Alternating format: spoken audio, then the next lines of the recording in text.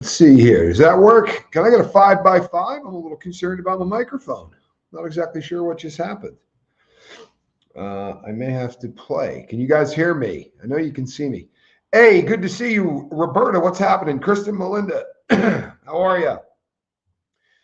Barbara Waite, what's happening? Jane Aldrich, good to see you. Brock Bandy, Roberta. Let's see here. Roberta, thanks for sending me. Roberta's helping me with research. I appreciate you. Just Joan, good to see you. Hey, Caroline in Canada. Glad you are here. There's Kristen and Melinda. The Radar O'Reilly of all things Scoville. Jeremy Fowler, good to see you. By the way, if you were looking for a job today, I hope you got it. I prayed for you. Taylor Miller, Timothy Glass, you know who you are. You know who you are. And this one, Chicken Cherry Cola's here. Good to see you. Hey, Betty Olson, you hear me? That's what I wanted to hear. That's good because I got a lot to say. Go figure, right? There's a lot going on, folks. I had to take a hiatus on account of some tooth pain. And it was actually just one tooth. So it was tooth pain. That tooth is now gone. While I was gone, a whole lot of stuff has been happening. And I want to talk about this Jeffrey Epstein case. We have talked about this in the past a lot over the time that we've been doing this. And there's stuff to talk about, to be sure. This, folks, is the SHU, the segregated housing unit where Jeffrey Epstein allegedly passed away.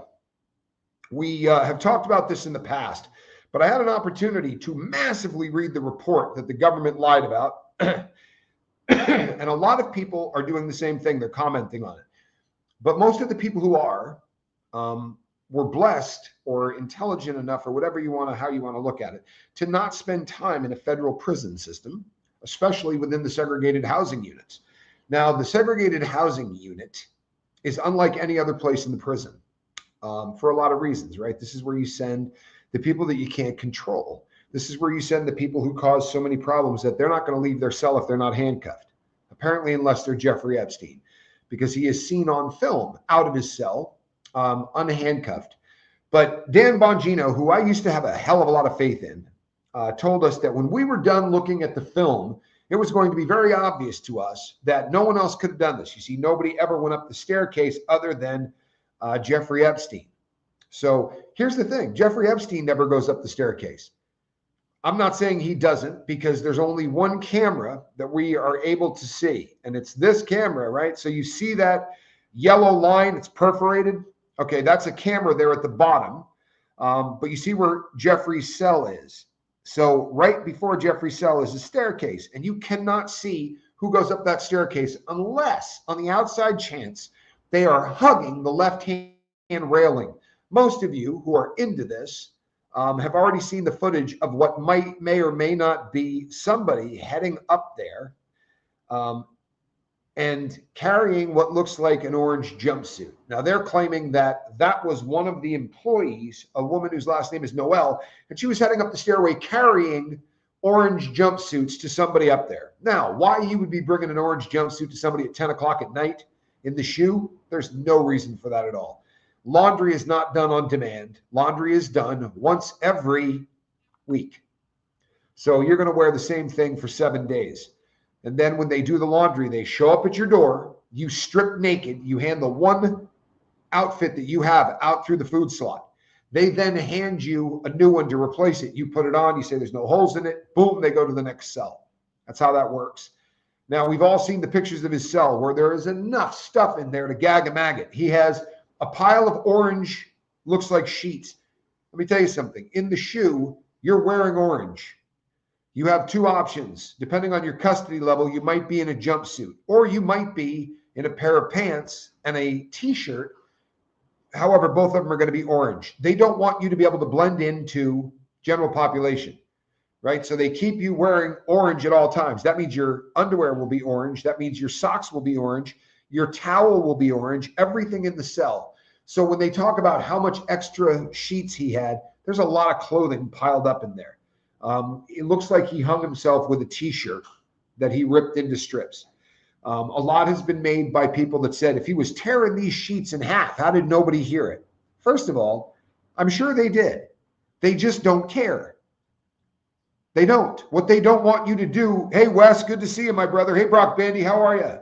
What they don't want you to do is kill your cellmate. That's pretty much all they're concerned about, right? So there are people shredding sheets all day long. They're making line, right? Spinning line so that you can throw a car underneath your door and grab other people's. It's a way of passing contraband or passing stuff that isn't contraband, like magazines or books or anything else, letters that they call kites, things like that. Adorable Anarchy, good to see you. So, but a lot is being made of stuff in the shoe that people just don't seem to understand. And the biggest problem, as I see it, is in the report, it says that Noel and Thomas, the two cops that were on that night, did not do the 4 o'clock count and they did not do the 10 o'clock count. Really, those counts are done at 9:30 and 3:30. But then they tabulate it all. They get it written up and they have to have it in by 4 and 10. But if you're an inmate, it's not a 10 o'clock count and it's not a 4 o'clock count. It's a 3:30 count and it's a 9:30 count. They just simply didn't do them that night. No big deal. They just simply didn't do it. The problem with that is this. That's all that they do. Your job as a corrections officer, make no mistake, is to do the count. This is how you figure out whether or not anyone has escaped the prison. If there's anyone missing, you're going to know when they do the 3 counts that they do during the day. They also do what's called a census count, which is a little different because there will be people who are expected to be in other places. If you work in the kitchen, you're not going to be in your cell for count. You're going to be working in the kitchen. If you work at CMS, the people that repair things, everything in that prison is repaired, cooked, prepared, everything by an inmate. They don't have cops doing anything except babysitting. So if you go into the kitchen, there are inmates cooking, there are inmates washing the dishes, there are inmates cutting the vegetables, with knives that are on a cable just long enough so that 2 guys can work in the same room, but couldn't stab each other if they had to. The cable will let the knife go just far enough that they have a 4-foot work area, but they can't get any further than that.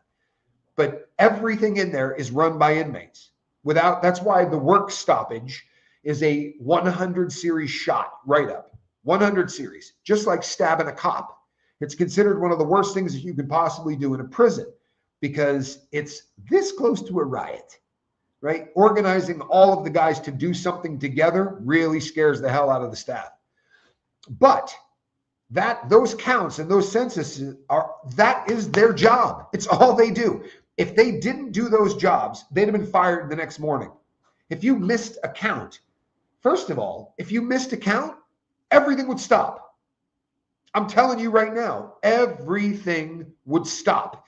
The person who is sitting at control, the person that sits in the head office where SIS and where everybody is and all of the cameras from the entire prison are in one big room, if they don't get the count at 4 o'clock, then there wouldn't be a 9 o'clock count because they'd have shut the frickin' prison down. That would have been it. No cars going in and out. Nobody moving a freaking inch until they figured out why there wasn't a count done. Because for all they know, the inmates have taken over the shoe. You understand? There's no reason why there wouldn't be a count. And they say it offhanded like, wow, they blew off the count that day. No, folks. I can't begin to tell you what a big deal it is if you blow off the count. I have, over the time that I spent, unfortunately, hanging out with the federal government, I can't tell you the number of times there was a screw up one way or another where the count didn't come back correctly. One time, the screw up was me. Everybody on earth inside the prison called me Rock or Rocco, right? Most of you know my last name. I was not born Scoville, right? I was born with the last name Miller, but everyone called me Rocco. And I ended up in a prison that, believe it or not, had an inmate whose name was Rocco Miller. And his register number was 1 digit off of mine, literally. So I had been in prison all of about 2 weeks.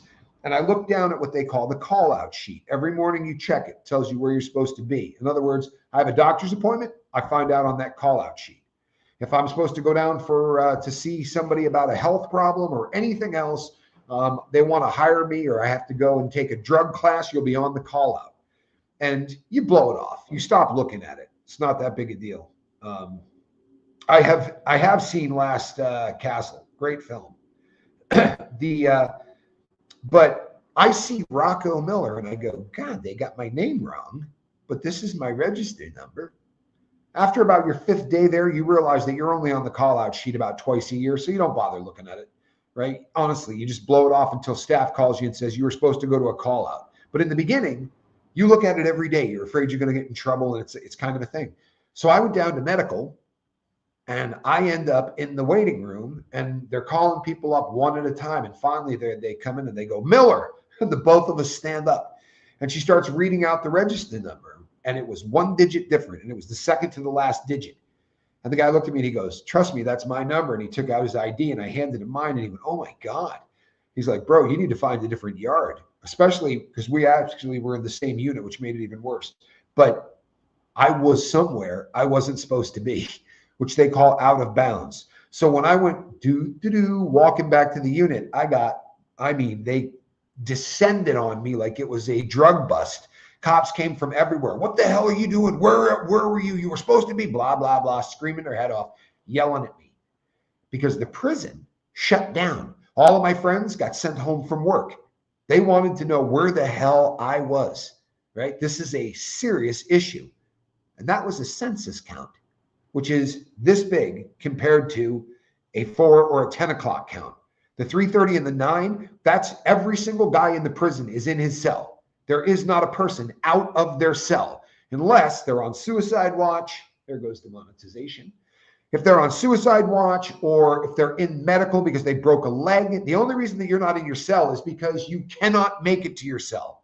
In which case, the cop would put in a report that says 126 minus 1. So it should have been 127.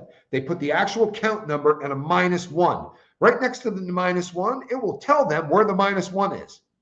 Minus 1, broken ankle, medical, last name Miller. You understand? On the sheet, according to the federal government, it said the number of people in the shoe and a minus 1. That minus 1 was for Epstein's cellmate, who apparently got transferred that morning. If his cellmate had been transferred that morning, there shouldn't have been a minus 1. Everybody in the business, everybody in the room, everybody in the shoe should have known that that dude was no longer in the prison system. They will purge you right off of the system. They don't make the number up. They go to the computer, they look at the number, and they go, we're supposed to have 128. Why do we have 127? But they said the minus 1 on that sheet was because Epstein's cellie had already been shipped. Now, all parties involved said Epstein was not supposed to be in a cell without a cellmate. He had allegedly tried to kill himself about a little less than 2 weeks earlier. Epstein said that wasn't the case, that his cellmate had actually put those marks on his neck. We don't know what's true or not. We never will. There's a lot happening at Tennessee prison, approximately 10 miles from me. What's going to happen? Should I be worried about anyone escaping? Absolutely not. Absolutely not. If there's problems at the prison, I mean, unless it's already an escape, no one's going to take over a prison enough to escape. There have been 4 or 5 incredible prison riots where the inmates literally were able to take over the prison. Attica being probably the most famous. The nastiest of which was probably in New Mexico, where they had that prison for days. And a lot of people got killed. What happens when they take over the prison is they immediately get to medical and they start taking the painkillers and the benzos and anything they got in there. Or right after that, they usually stay. Mouse, good to see you. Right after that, they usually start breaking into protective custody. They get the rats, the child molesters, and they kill them. Shortly thereafter, they start killing each other. It's a terrible setup, but nobody ever gets out. You know what I mean? By the time they realize it's taken over, first the cops show up and they set up a perimeter with guns. And then usually if it lasts more than a day, then they send in the National Guard, which is what happened at Attica. And they come over a bullhorn for a very long time. And they say, we're coming through the front door. If you are standing up, you are fighting.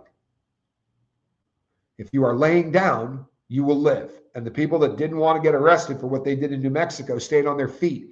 And every one of them was killed, shot dead. The ones who laid down, most of them ended up in the federal system. I was telling my brother this story earlier. I knew a guy in there who was a member of a very prominent, you know what, they're not, the MA. right? Which is the originating Mexican mafia gang in prison, the MA.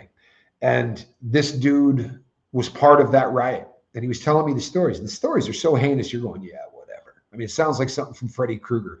And then he went upstairs and got the paperwork on it because he had been charged for all this. He had the photos. It was the most horrific discovery I had ever seen in my life. And he got 3 life sentences in the feds for it. But they blowtorched a guy, put him on the ground, a notorious rat, and blowtorched him. And when they shut down that wing of the prison, the stain on the ground is permanent. It's going to be there forever. That was a horrific riot, but nobody ever gets out. Doesn't kind of work that way. My bar trivia group is named Epstein Didn't Kill Himself, so they have to keep saying it on the mic all night. I love that, Mouse. There's a really great clip of a woman that went into a Walmart and said, I can't find my wife. Could you page her? I don't know if you've ever seen this. What's her last name? Clinton killed Epstein. And they're on the microphone going, Clinton killed Epstein. Could you please come to the front? Clinton killed Epstein. Funny as hell. So back to the Epstein thing and this count. It didn't happen. You hear me? It didn't happen.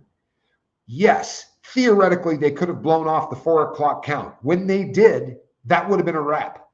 Everybody, and I do mean everybody, would have descended on the shoe. In that same BS article that they wrote for the masses to read, not for somebody like me to read, it said that the only 2 people that could let themselves in or out of the shoe was Noel and Thomas. No one else inside that prison could get through that door unless those 2 let them in. None of you have ever been to prison, I assume. Do me a favor and just put your thinking cap on and tell me why that does not make any sense. What if, when they let old Jeffrey Epstein out to make his phone call, he was able to overpower Thomas? And then he and one of the 2 porters, because there's usually 2 in-house workers that are not locked in the cell. As I said, the staff does nothing. So cleaning up, right, helping do the laundry for these guys, making sure that the phones are working, all that stuff is done by 2 guys, usually rats. I'm sorry, it's the truth. But rats in the shoe usually get a job as an in-house worker because they can't really give them a cellmate, so they stick them together and they let them walk around and sweep up and do those things. But what if they take over? No one can ever get in. They could be in there killing everybody, and you couldn't get in to stop it. It's the dumbest thing I've ever heard. And when I watched the video that they allowed to go out, which, by the way, was edited, let me see. I counted it. How many times that thing? 5 different times that video had been edited. You look at the metadata, which is right on. If you go to the bottom of that video, the metadata is there. They took 2 pieces of film, edited it together, and then spliced and fixed it 5 times. Sorry, Dan Bongino, I love you, bro, but this is all a lie. This isn't even a good lie. This is a terrible lie. But on that film, as I'm watching it, Noel and Thomas are sitting at their desk. And all of a sudden, a cop walks in. I guess they telepathically let that person in. The only 2 people who could open the door were the 2 cops in there. Anybody with a higher level of authority than them have a key to that door. Also, anybody that works in laundry, and I don't mean an inmate, right, but the head of laundry is going to have a key to that door. When they show up to deliver laundry, they'll call the main office, and when they get to the call box, they'll hit it. A little thing on the desk. Every inmate's heard them say, I'm at the door, coming in. Okay, boom, they open the door, they walk in, they bring the laundry. Same thing happens 3 times a day when they bring the food. I have worked that job before for a year and a half at a time, where my job was to deliver the food to the shoe, breakfast, lunch, and dinner. So you push these warming devices that carry all of the trays in them. When you get there, you plug them in, and they heat the trays so that the inmates get hot food, right? No one has to come and let them in, right? They're not from the same frame, Dan Young. What you can't say that they're from the same frame. Now, to me, it's from the same camera. I mean, the camera angle is obviously the same. You couldn't say it was from the same night, I guess. I mean, the counter on the bottom loses over a minute in time. But all of that, here's the thing. They want us to believe that that's from Y2K. This is literally what the DOJ is saying. Sorry, it's missing a minute, but this has been happening since Y2K. And then they say, which is just great, we're going to try to find another film to prove to you that happens. How about any other night? Show us the night before or the night after. Why would you have to go hunting for a piece of film? You telling me everything is deleted? No chance. No chance. This is all such smoke and mirrors, and it isn't even good stuff. I figured Ghislaine being moved to a minimum security is to get her to cooperate with them, since she'll be killed in general population. Yes and no. The reason that they just moved her, in my humble opinion, they moved her to Texas. The reason that they moved her to a minimum security in Texas from Florida is because in the prison she was at, she couldn't have communication with anybody. You had to get the warden and the head of SIS. All of these people have to approve anyone coming in to talk to you. At a minimum security place, they can be bringing in people like this, in and out. All they got to do is get a person shows up with a bar card, they can go see Ghislaine Maxwell in a MP, multi-purpose room. Her lawyer shows up, any lawyer shows up. A lawyer from the Department of Justice can show up. If you go to a maximum security prison, I don't care if you're from the DOJ, you're going to leave a big fat paper trail of who comes to see it, because the warden is going to have to sign off on it, and the head of SIS is going to have to sign off on it. Then the captain is going to have to escort the person over. Big, huge paper trail. Now Ghislaine Maxwell is in a place where they can shuttle people in and out all day long to talk to her. Today, the current president of the United States said this is done all the time. I'm here to tell you this has never been done. Ever. Ever. You're a sex offender, you're not going to a minimum security yard. Period. It's not happening. Nobody with a sex case will ever go there. Their fear is you're going to get out and you're going to do something. They put those people in prisons that are far enough away from a school or a church or anything, because there are laws in the United States about how close you can house one of these people to a school. You follow me? This doesn't happen. For them to say this happens all the time, bull crap. This happens all the time. This will be a first, I promise you. This will be a first. So I guess Ghislaine Maxwell is not a sex offender. By the way, I have absolutely got a much. Roberta says, what I don't get is Bongino lying. I'm not sure he is. And here's what I mean by that. If you walk into this and your take is, my tooth is gone for always and forever, thank you. I had it removed yesterday morning. It is gone. If you walk into a meeting and your take on the way in is, we're the good guys, we would never do this, right? I guarantee you we didn't kill him. There's no way that my president would do this. There's no way that my Department of Justice would do this. I work for the good guys. And then they bring out that video and they show it to you. And you go, hey, it's missing a minute. Yeah, you believe it? They've not fixed that computer since Y2K. Right? Same system since Y2K. I want to tell you something. In Y2K, they weren't backing that stuff up on DVD-style machines. I promise you they weren't. The BOP is behind. I'll bet you $1 to a donut they were using some kind of a tape machine in 2000. I promise you. The cameras that are in the ceiling are not the same cameras that were in the ceiling in 2000. This is 19 years went by and they hadn't updated the system. Bullshit. I'm sorry. And I'll tell you why it's bullshit. Because that prison is going to blow its entire budget every year to the penny. So they're going to buy brand new cameras every year. They're going to buy brand new machines every year, because if they don't spend every dollar, they're going to get the same budget the next year. Let's say as head of SIS, which handles the cameras, the security, all that stuff. Let's say your budget is $10 million and you spend $9,930,000. You get $10 million for a budget the next year. But if you spend it all, you get an automatic 15% bump on the next deal. You understand? I've seen prison cameras that can read the book that an inmate's reading. Todd, I'll tell you something. I got stabbed at Victorville walking across the yard. I had just gone through the metal detectors, which is funny, right? Because obviously they don't do a very good job. But I had just walked through the metal detectors and taken a right to go to the yard. I was a football field away from the closest building. I mean, I'm on the yard proper. The way that prison is set up is all of the building is around the outside. So you're inside almost like an atrium kind of a setup with the buildings around the outside, like a courtyard. So the camera had to be on one of the buildings, couldn't be anywhere near me. And I was half a football field minimum away from any of these buildings. And they called me into SIS and said, "Who stabbed you?" And I said, "Man, you know the drill. I can't tell you who stabbed me." And I didn't get a good look at him anyway. And he goes, "Oh, do you want to see a good look at him?" And he takes the laptop, turns it around and shows me. He goes, "It's Loco, check it out." And they were on his face so close. When I got stabbed, I took off my cap. I was wearing like a watchman's cap, and I took it off and put it on my side right where I got stabbed. And I mean, it was obvious as hell I got stabbed. And he goes, "See right there." And I go, "Well, you don't need me then."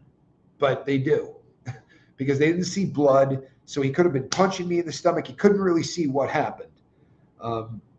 But yeah, the cameras are absolutely incredible. It is very strange that the Trump campaign was so adamant on releasing the files. Remember, Drain the Swamp? How did he not foresee this blowing up right in his face? That's the question, right? Got such a wicked, smart audience. I'm not even pandering. You guys, this is the question, right? It makes no sense to put yourself out there in the wind, knowing full well that by the midterms, you're going to screw up your entire party. Why do it?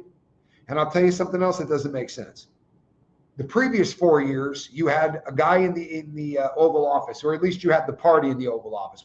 He might have been in the walk-in closet trying to find the way out. Not being funny, it's sad. But the Democrats had everything, right? Why didn't they release it? Trust and believe if they got Donald Trump on there with a 14-year-old girl, or proof that he had been with a 14-year-old girl, they wouldn't have kept chasing down a Russia hoax that they knew wasn't real. They would have put the Epstein thing on blast, but they didn't. And the reason they didn't is there was a lot of people from both sides of the aisle that look dirty in this. By the way, look dirty. That doesn't mean they are dirty. The list of people that went to this guy's place is freaking staggering. The New York Times just did an article on Epstein's brownstone, his townhouse that he owned in New York, which is, you could hit a pitching wedge to Central Park. This is a Ginchy address in New York City, about as nice as you're going to get. I was always told that he had been sold this by the guy that owned L Brands, Les Wexner, the guy that owned Victoria's Secret. Kind of a questionable character. Do you like how I did that? He's kind of a questionable character. But they got in there and took some pictures of the inside of that place. I had a thing in my head that this was kind of, he had a smaller kind of brownstone. It's 21,000 square feet. Wrap your dome around that. 21,000 square feet. About what? 6 times bigger than the thing I'm in right now? That's crazy to me. I can't imagine how big that is. I can't imagine how big that is. That close to Central Park. But it was essential that this was that big because he had huge parties. There's in this article, they talk about all of the people that have been there, and it's going to disturb the hell out of you. It really is. It's going to disturb the hell out of you. But it doesn't mean that all of these people were dirty. It just means that they went to the parties. That is in Mr. Epstein's house. It's the ceiling in one of the rooms. Now, if you have crown molding like that in your house, they're getting up higher to be able to shoot that image. And I know this because I don't know whether or not where I'm living now used to have cameras, but we have, there's electric stuff that in our crown molding where maybe it had lights or it had cameras or whatever. But we got up there because Johnny Scoville said, I wonder what's, we got the ladder out. You wouldn't be able to just see that, right? That was hidden up there. But there were cameras like that throughout the entire house in New York. That's a problem. That's one photo that has come out. These photos here start getting a little bit more disturbing. You follow me? These photos here start to get just a little bit more disturbing because what we're looking at are really famous people, right? The Clintons are there. You've got, that would be Pope John Paul II that he's with. The guy that owned Virgin Airlines, Sir Richard Branson, is in these pictures.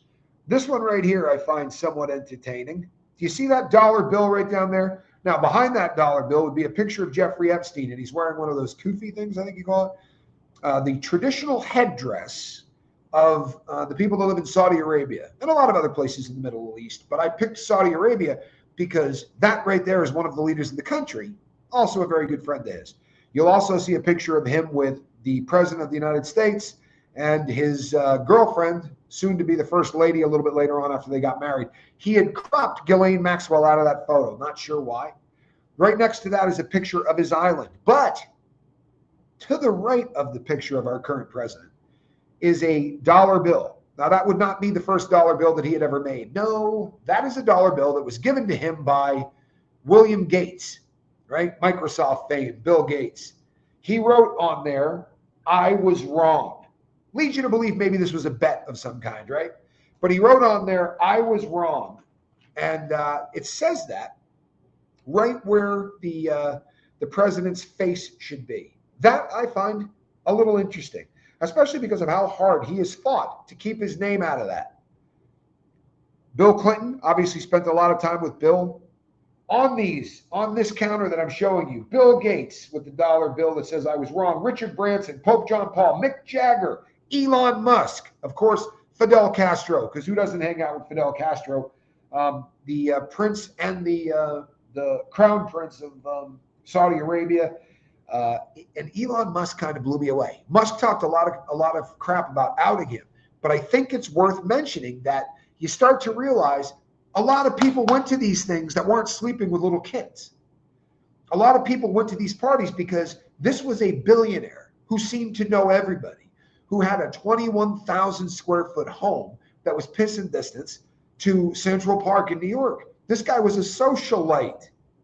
As far as everybody knew, that's what Jeffrey Epstein was. A very rich, kind of gregarious socialite. In there is also a hand-drawn map of Israel signed by Ehud Barak, right? Because everybody's got former prime minister signing stuff in their house. It's a big club and we ain't in it. Thank God we weren't in it, says Todd. Yeah, right? Quite a cast of characters, to be sure. Doesn't mean everybody in it was filthy. Doesn't mean that. I don't think Stephen Hawking was hanging out with Jeffrey Epstein so that he could have sex with kids. I don't. But Jeffrey Epstein was collecting human beings. He was doing everything he could. The Lolita Express was a jet that he used to take people to Little James Island. However, it was one of an air force of jets that this guy had, one of which was a 727. People, you've all been on a 727. That's a big friggin' jet.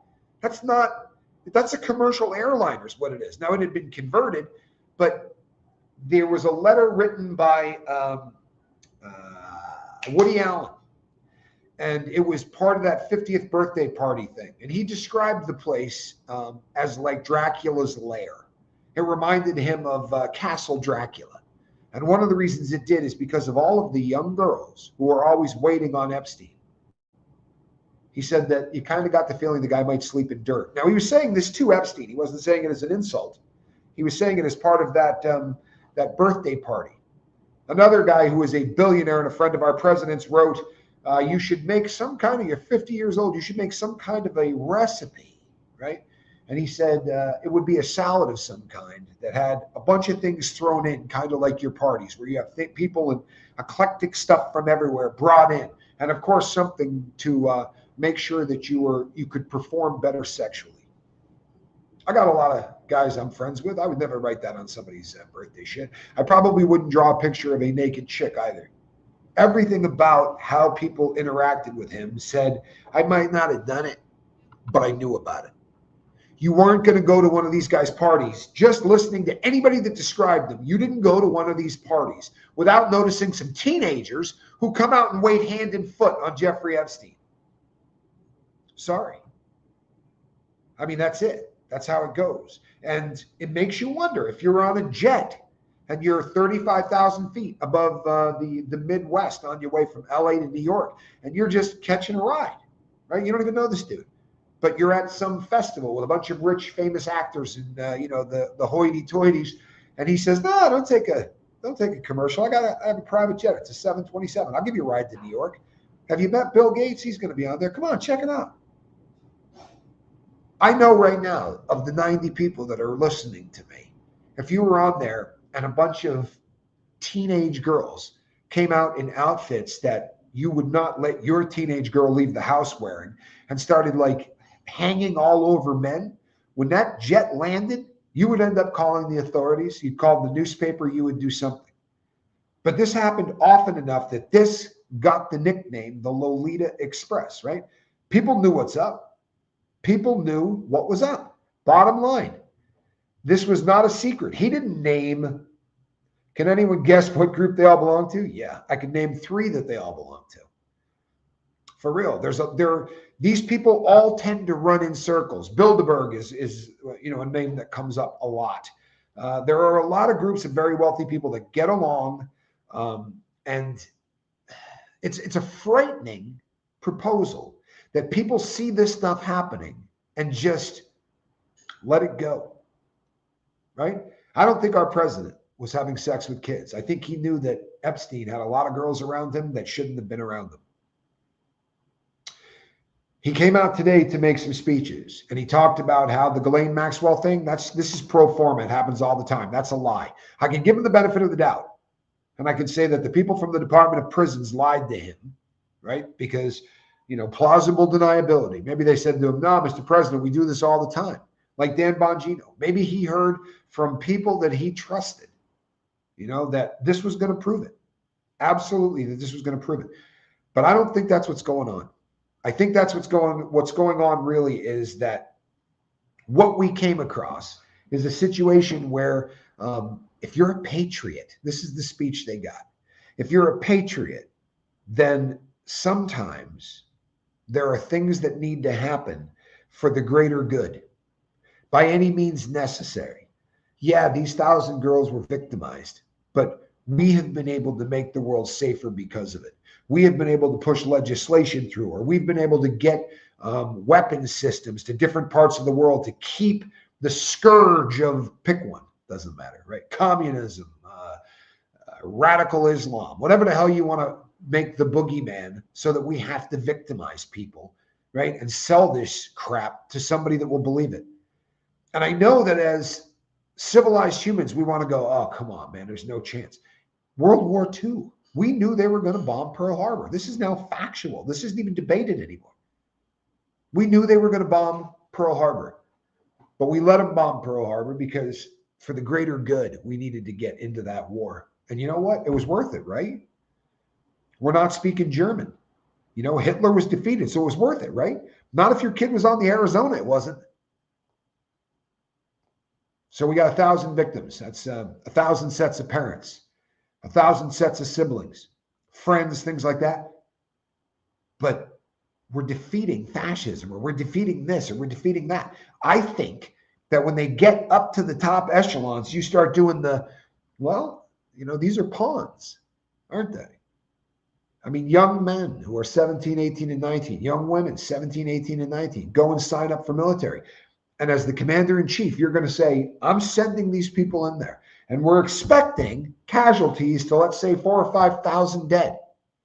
When you start getting into that mindset, if you could avoid 5,000 deaths by 1,000 people being molested, would that be all right? If you're having that conversation, you're a scumbag. That's it. The difference is this. People in military sign up for that.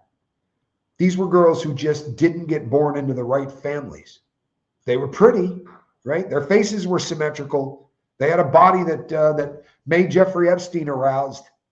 And Ghislaine Maxwell was going to go out there and handle it. I have read a lot more about the deal that he had in Florida. And that deal proves what scumbags we are in this country. I'm sorry. But the deal says Jeffrey Epstein, any co-conspirator, from now till the end of time. There was no cap on this. It only happened in Florida. But the way it's written, if you got busted in Maine 5 years later and you're a co-conspirator, nobody associated with him. This is why Ghislaine Maxwell said, what do you mean you're prosecuting me? A deal was cut in Florida. You can't prosecute me. I wasn't a unnamed conspirator. I am the co-conspirator, right? I ran this. I'm not some unnamed person. Everyone knows who I am. How are you going to prosecute me? We had a deal. They crabbed back on that puppy, right? That's what they did. They backed up on that and said, not so fast. Now that Jeffrey's dead, we're gonna have to put somebody away, right? As most of you know, they have subpoenaed the Clintons. Do you think they switched Jeffrey Epstein and put another male body in his place? If he was so powerful, it is a possibility. I don't think he's powerful. I think he's a soldier and a pervert. And I think that it's like the mob hiring a guy to sell cocaine, right? If you got a guy that's moving 200 kilos of coke a month, he's very profitable to have. But if you find out that he's snorting massive amounts of the coke or smoking the crap out of it, and that's making him just a little off, and now he's killing people and doing things that's bringing heat to the mob, they'll kill that dude in a second. Because finding somebody else to sell cocaine is not a hard thing to do. And I think that Ghislaine Maxwell was running that. But as one of the victims, I was listening to her in an interview today, and she said, I'm not trying to sound sexist, but I kind of expected this from men.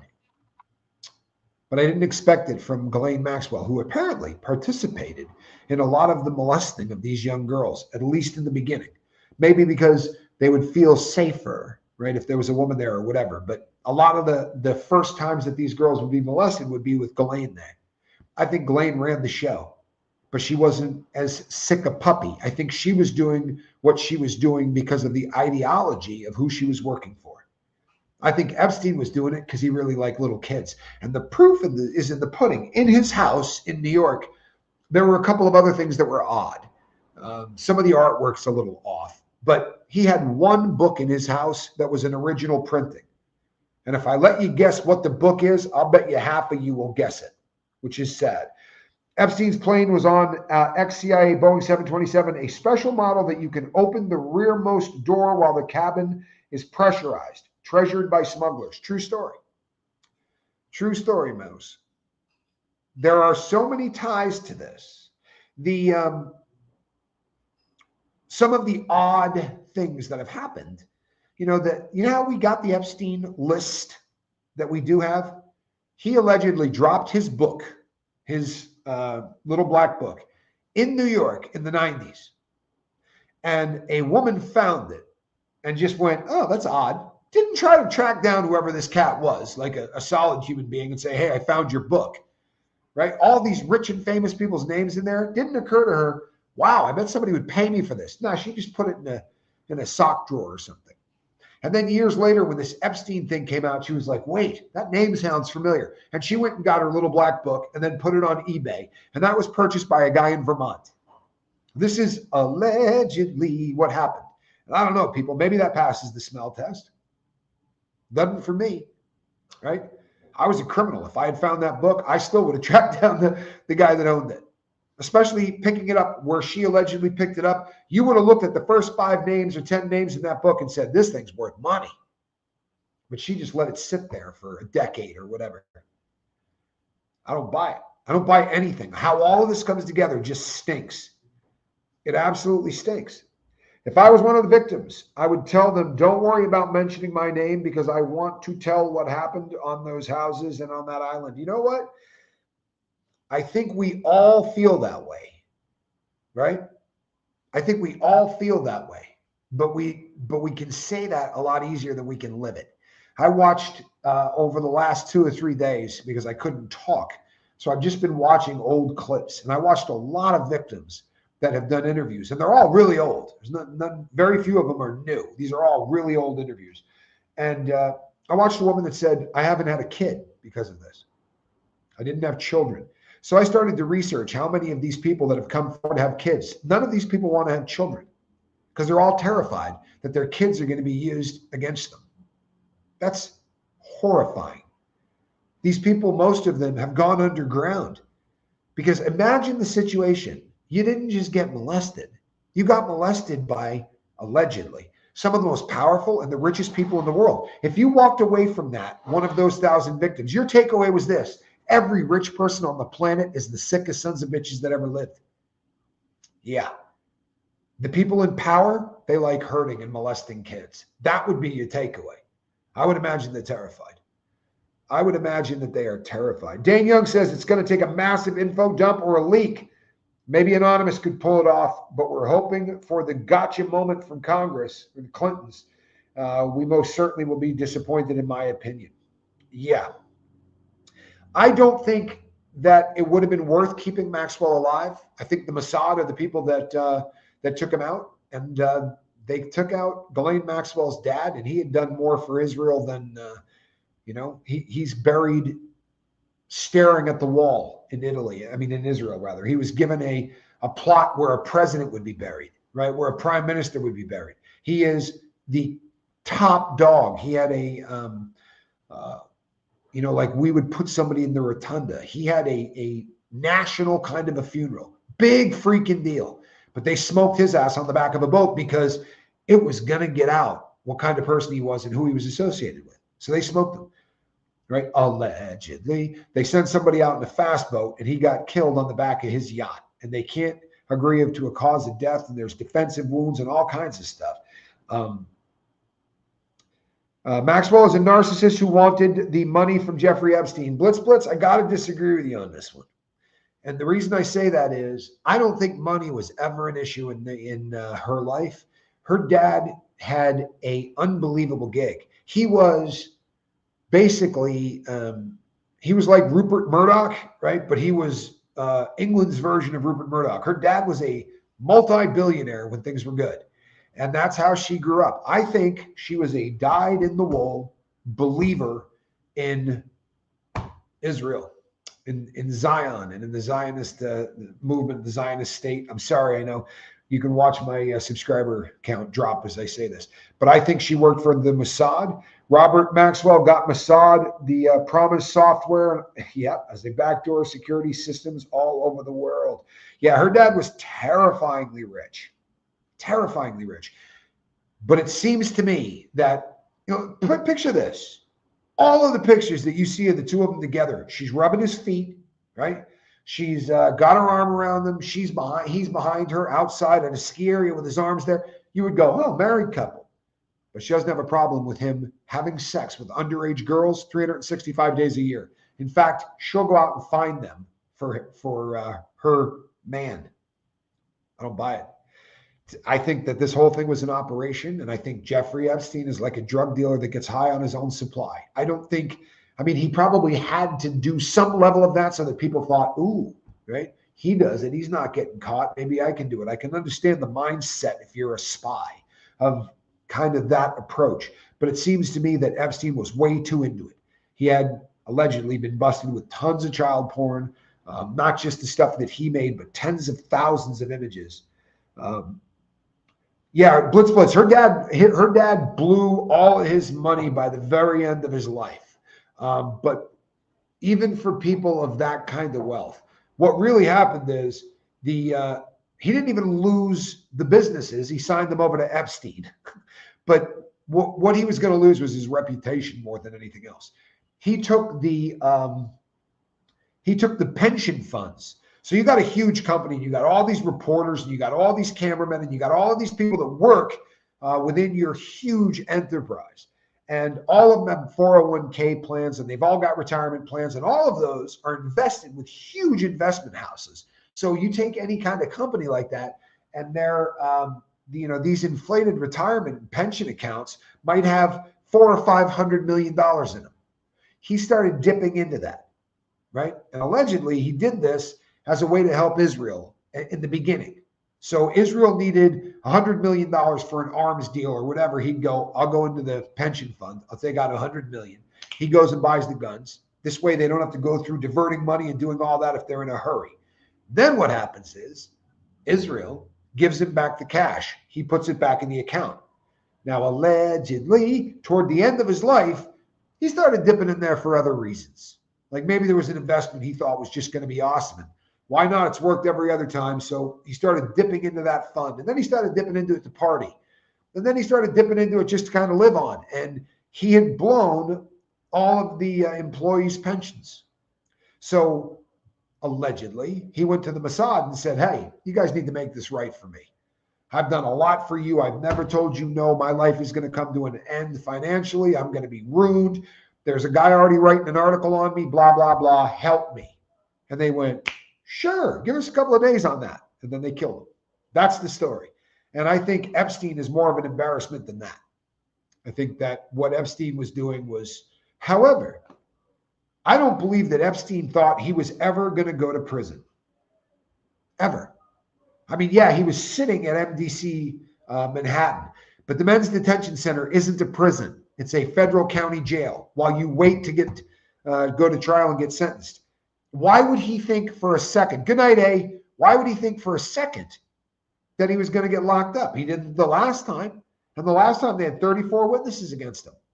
His partner, Brunel, or whatever the guy's name is from France, he died, he hung himself in a jail cell too. I mean, this screams spies killing people like a James Bond movie. I'm sorry, but it does. The Prince Andrew interviews are just about the most damning piece of evidence on tape. Guys, a case study in painfully obvious tells. Watching royalty who was never told to squirm when, yeah, exactly, who was told never to squirm. This is another one that, first of all, Dane, spot on. I agree with you 100%. That is a smoking gun in terms of especially vis-a-vis that woman and her testimony. Obviously, she's telling the truth about Prince Andrew. And the famous picture where he's got his arm around her and she's 17 years old, that was in Maxwell's house. Not Ghislaine, Robert Maxwell's house. He knew what was going on, right? Everybody was kind of in on it. The other person that I think is so ridiculously awful is Alan Dershowitz. Absolutely horrible. And I believed him. I did. I wanted to believe Alan Dershowitz. But you start doing some research on Alan Dershowitz and you find out a lot of really twisted stuff, right? Really twisted stuff. He believes the age of consent ought to be 15. I'm not making that up. Google it. The guy wrote op-eds about it. You know, if you have never tried to transfer or deposit over $10,000, it takes hours to do the paperwork. It took me 3 hours to put $15,000 in my own account. Fact. Absolute fact. My brother and I, when we got the money that for the deal we did on AI, and we also sold off almost everything we had. You know, cars, all of my motorcycles, everything got sold. And to try to get the money out of the country, we left the vast majority of it in the United States. It's really difficult to try to figure it out. Roberta says Dershowitz is a backtracker. Dershowitz has said some really odd stuff, and I just don't believe him anymore. I really don't. And what's sad is the Miss Gouffre, who I don't believe killed herself, was basically forced to say, oh, I might have been wrong about the Dershowitz thing. I don't think she was wrong. I don't. I think that she said, that's him. I'm sure that's him, right up until the point where somebody must have got to her and said, you're not going to say that. And you know what? If you got kids, I'm sorry, I got kids. You know, if the Mossad showed up tomorrow and said, you're done doing stories on this or we're going after your kids, trust and believe I'll become Sesame Street or whatever the hell else I got to talk about. You know what I mean? It's terrifying the reach that these people have. It really is. It's terrifying. And if you start believing just a little tinfoil hat, you don't even have to get wild with it. Just put that tinfoil hat on for about 3 seconds and start going, MI6. There's a lot of evidence that. So Maxwell was a member of parliament at one point. No joke. He had fought he had enlisted in the military in Great Britain, which is funny, right? I mean, he was in parliament. He fought for Great Britain, but he got buried in Israel. And no one's going, hey, maybe he worked for the Mossad. You know, it's pretty damned obvious, isn't it? Once read testimony of a worker who worked at Little St. James, saw a man with a bull mask, Moloch, and a tattoo of Nixon on his back across his shoulders.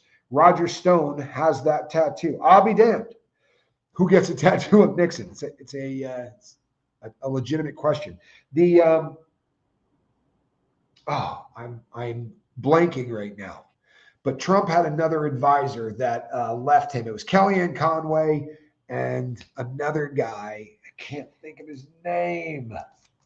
And right now, I don't think I have him in my notes, but he spent a lot of time with Epstein in New York. And I find that to be a bummer. He has a show, I think they call it War Room, not the War Room, something. Somebody help me. Someone's going to.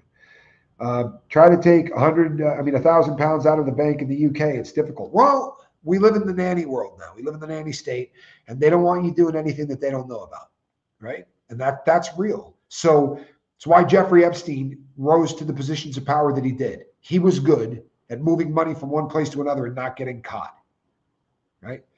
Spicer, no, it wasn't. It was Bannon. See that? Gray matter. Gray matter.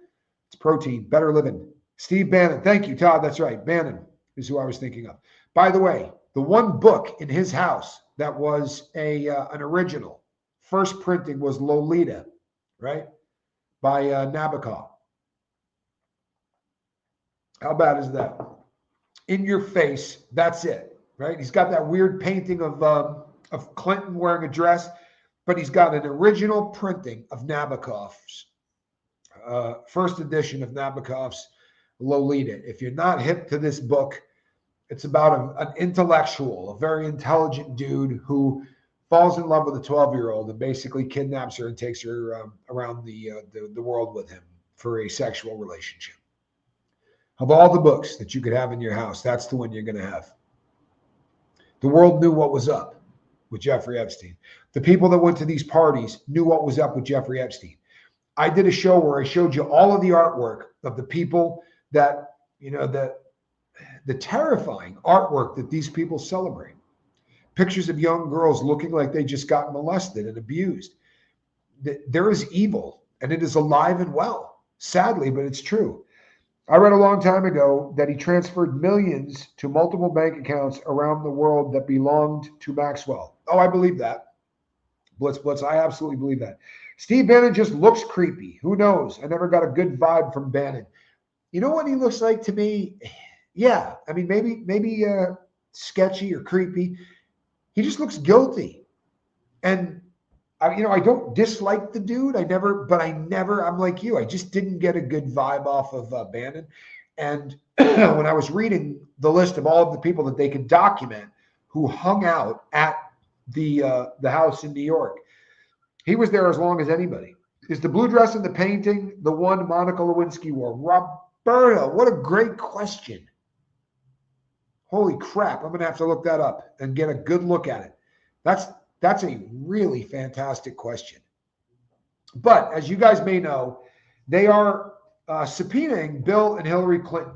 Now, if they go up and tell them anything, I think I should take everybody who's a subscriber on the Love Boat and send them all a $20 bill just to be kind. There's no chance in hell they're going to give them a thing. I did not put on that blue dress. Well played, Dane. They all knew, and you're right. Dufresne didn't kill herself. Bannon looks sweaty and dirty. You know what? Maybe that's the best way to put it. He looks kind of sweaty and dirty. I think that's not such a bad way. Let me tell you the other names that have been subpoenaed already to go up there and check this out, right? Because we've got kind of an eclectic group of people. Spoiler alert, Lolita does not have a happy ending for Humbert or the object of his obsession. Yeah, the main character. It's not a great. I didn't like the book. It didn't, even from a writing standpoint, not like the subject matter or anything else. Maybe it's the translation. I never dug it. I had to read it in high school, believe it or not, and then I had to read it again in college. And I read it in prison because they ended up on a bookshelf. Bill and Hillary Clinton. Pay attention to these names because you guys are sharp. Bill and Hillary Clinton, Merrick Garland, Bill Barr, Alberto Gonzalez, Jeff Sessions, Loretta Lynch, Eric Holder, James Comey, and Robert Mueller. Comey and Mueller, I believe, are the only names up there that are not, that at one time or another did not work as the Attorney General for the United States. These are all people in top offices except for the president and the Bill and his Secretary of State wife. But these are all people who had enough authority to actually make something like this go away, right? When we were talking about what happened in Florida, how Epstein got to do weekends in a part of the jail that nobody even set foot into, right? This was all such a setup. So many people. This is the part that scares the crap out of me the most. I have believed for most of my adult life, maybe because I've seen so many people go to prison after being ratted on. I was a really big fan of the expression, two people can keep a secret as long as one of them is dead, or three people can keep a secret as long as two of them are dead. Nobody keeps secrets, right? Nobody keeps secrets. Lolita is an English language term defining a young girl as precociously seductive.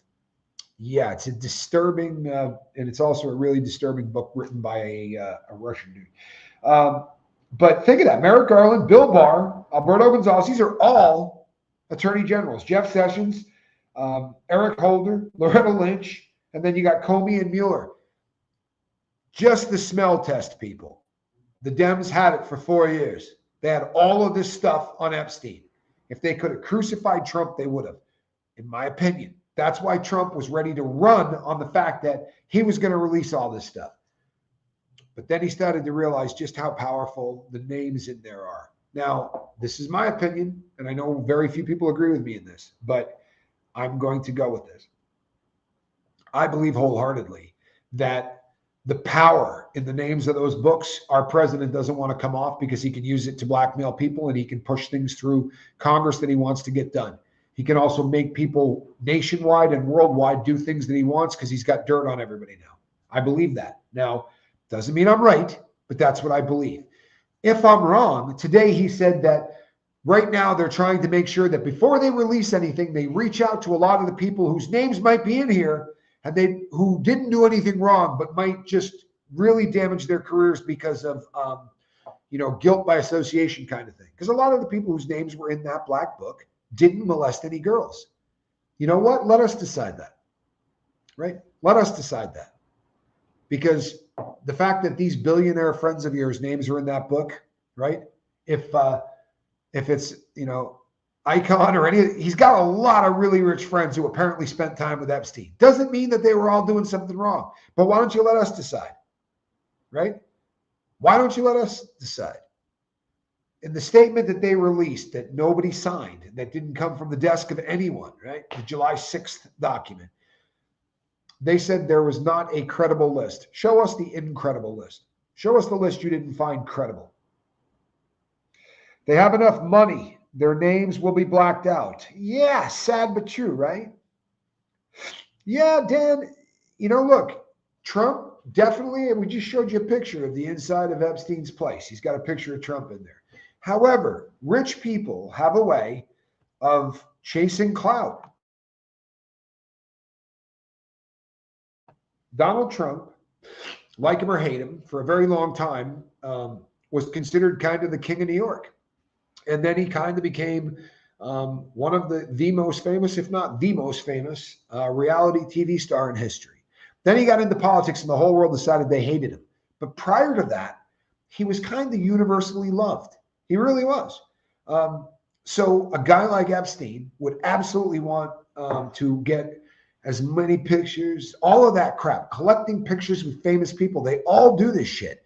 If you ever go to somebody's like Diddy's 50th birthday party, you can't name someone that wasn't at that party. Now, they didn't go in and party with naked chicks doing baby oil and ecstasy at 4 o'clock in the morning. They walked onto the red carpet. They never even got in the house. But everybody, you had agents reaching out to everybody. Listen, it's Diddy's party. Can you swing by, just get your picture taken? There's a gift bag, blah, blah, blah. There's a lot of that goes on. Now, I'm not giving him a pass. And I was. I promise you I was giving him a pass. When he was screaming about releasing the files, I knew there were going to be pictures of the two of them together. Plenty of them. The guy lived in Palm Springs or Palm Beach, and you've got Mar-a-Lago right there. Those guys were neighbors, right? In New York, you got Trump Plaza, and you've got his 21,000 square. These guys are neighbors, and both socialites. You're going to see a crap load of that. And you're going to see a crap load of that with a lot of people. But when he was going to release all this stuff, I thought, all right, so they were at the same parties. Now what's going on is filthy. And I don't think it's as simple as he was in there and this is going to damage his reputation, or there are pictures of him standing with young girls. I don't think that's what it is. And if there were pictures of him doing something other than standing with young girls, trust me, the Dems would have happily let that out in the last 4 years. I'm with you. What I want more than anything is I would like to see this. I would like to see justice for these girls. And there's not going to be justice, but maybe some measure of justice. Something. I'd like somebody in power to act like they give a crap, right? That would make me happy. Nope. My thinking was scum goes back much further, back to New Year's skiing vacation with his wife, 2 kids, and Mistress Marla. No morals, never has. I'll chalk up that. I absolutely will say that the man has made some decisions in his life that are questionable, right? He definitely has. I kind of, if I'm going to get on the high horse, though, I'm selective with the things that I'm going to go off on people about, probably because of that whole pesky bank robbery and criminal history thing. You know what I mean? But the 1,000 victims that he screamed he was going to get justice for, and now he's saying, well, there's 1,000 victims, but they were all only victimized by Jeffrey Epstein. There's no effing way. You don't need your own Air Force if you're just planning on doing this yourself, right? You don't need that. You don't need the setup. You don't need the cameras everywhere. You don't need the powerful friends who used to run countries. For God's sakes, he's hanging out with the prime minister of this country, with the royal prince of this country, with the president of the United States. This guy was literally crapping in the tallest cotton on earth. If you play the 6 degrees of separation with Jeffrey Epstein, there's not a powerful person on planet Earth you can't tie him to within about 3 degrees of separation. That's a problem for me. And the fact that everybody seems to say they're going to do something about it and then doesn't is a problem.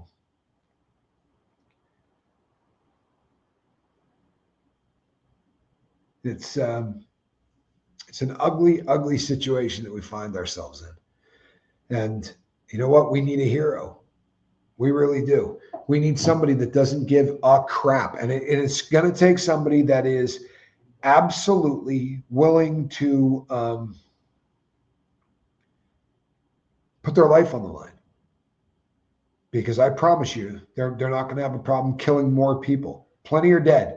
I think Epstein's dead. I think Brunel is dead. I think that's legit. I think they killed Ghislaine. And I think that they're not going to have a problem. They're not going to have a problem killing a lot more people. This reaches to the upper echelon. I was always under the assumption that we had some friends, you know what I mean? Like the United States does work with other countries or whatever. But the thought that there might be 3 or 4 countries that knew that there was a systematic molestation of kids taking place on an island, that you had people buying children, right? Buying children out of what used to be the former Soviet Union so that you could bring them to this island. I know we hear the stories about the girls in Palm Beach that lived in trailer parks, and he targeted people that were kind of that weren't rich, you know, people who were less likely to be able to really do something about it, right? They were also buying kids, right? Buying them. And I promise you, go back to Iran-Contra, and Jeffrey Epstein was part of the Iran-Contra affair. This guy's been knee-deep in shit in the United States since I was in high school. And it doesn't take, you can buy you a $200 laptop and $30 a month internet access and find all of this out in places that are absolutely, you can't argue it. Stone cold facts that have been cross-referenced and footnoted and all of that stuff. This is who this cat is. I did a show called Who's Jeffrey Epstein? You can go and watch it. It's depressing as hell. This is just de rigueur, right? This is just allowed. All right, peeps.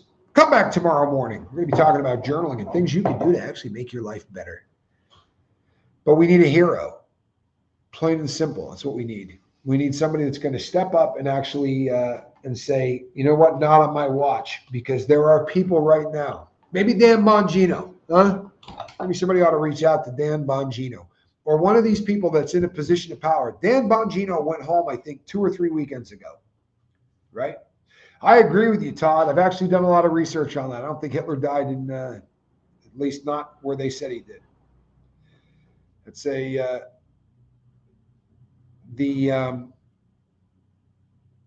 it's going to take somebody, right? Like Bongino or one of those. Bongino went home a couple of weekends ago, ready to quit. What did they do to bring him back? I want the guy that wanted to quit, right? I'd like to see him show up. That's the guy we need right now. John Wick, there you go. There you go. I'd take John Wick. That'll work.